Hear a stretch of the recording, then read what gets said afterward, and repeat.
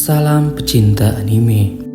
Shanks merupakan salah satu dari 4 Yonko yang saat ini masih cukup banyak menyimpan misteri. Sejauh ini, kita masih belum diperlihatkan secara jelas kemana arah dari karakter ini. Apakah dia akan menjadi sosok protagonis atau malah sebaliknya? Namun, ada hal yang menarik jika kita berbicara mengenai karakter yang satu ini, yaitu di mana Shanks sejauh ini sangat berkaitan erat dengan sosok naga di dunia One Piece. Yang mungkin saja ini adalah petunjuk dari Oda mengenai arah yang akan ditempuh Shanks pada akhir cerita nanti.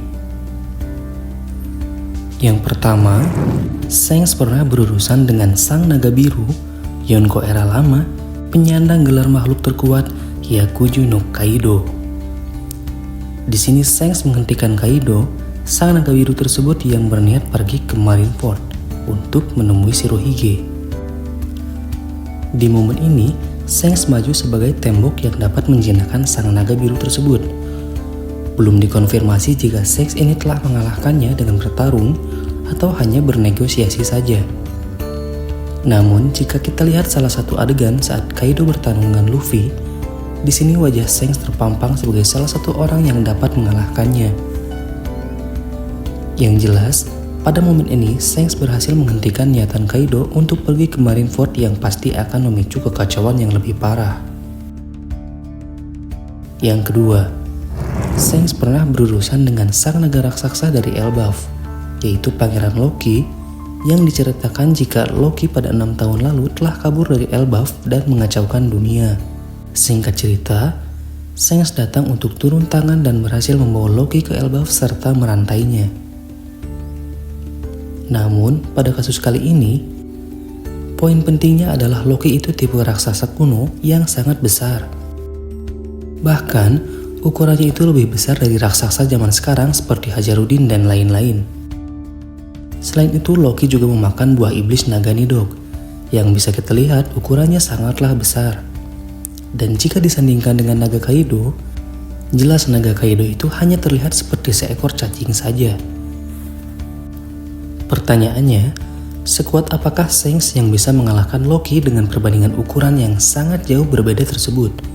Atau mungkin, Shanks juga pada kesempatan kali ini hanya bernegosiasi saja? Yang terpenting, poin ini juga menunjukkan bahwa Shanks lagi-lagi berkaitan dengan sosok naga. Poin ketiga, baru-baru ini juga diketahui bahwa Shanks merupakan keturunan Vezirland Garling dan saudara dari Samrock sang kesatria suci. Di sini, secara otomatis Shanks terlahir memiliki kasta Tenryubito atau sang naga langit. Lagi-lagi, di sini kita melihat sudah ada 3 poin yang mengaitkan tentang banyaknya keberkaitan Shanks dengan sosok naga. Lalu lanjut poin keempat. Kita bisa melihat bahwa Red Force atau kapal milik Shanks itu memiliki desain seekor naga merah bertanduk pada bagian patung haluannya. Dari poin-poin ini sudah membuat pertanyaan besar, apakah kaitan Shanks dengan sosok naga itu? Kenapa seakan-akan Shanks itu didesain oleh Oda untuk selalu berputar di sekitar entitas naga?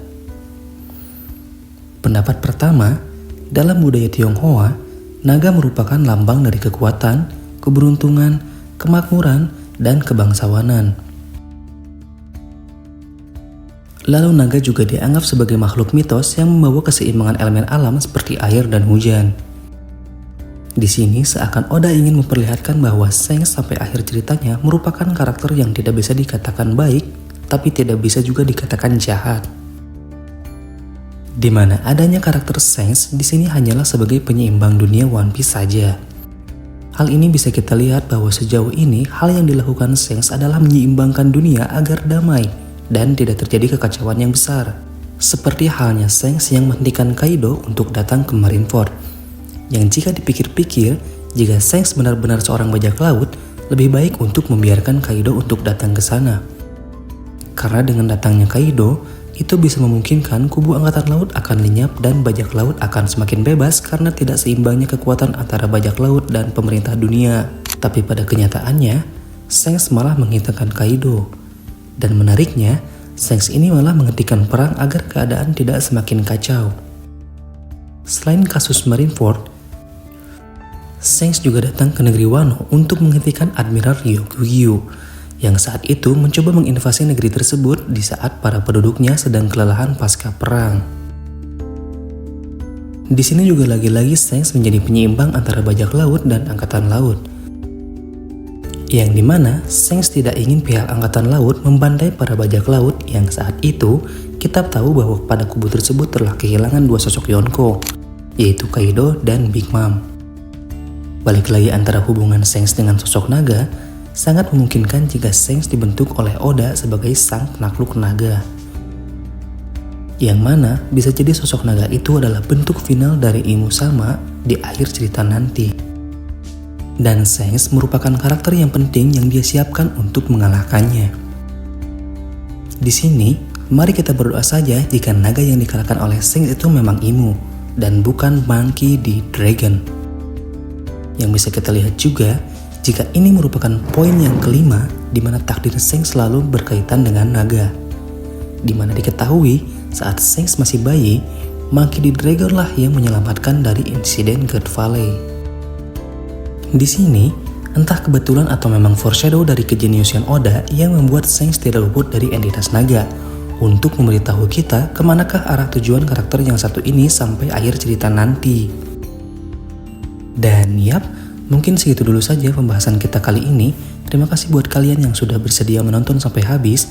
Semoga video ini dapat menghibur dan membawa kesenangan bagi teman-teman semua. Jangan lupa juga untuk like, komen, dan subscribe agar channel ini dapat membawa hiburan dan informasi menarik lainnya seputar dunia anime.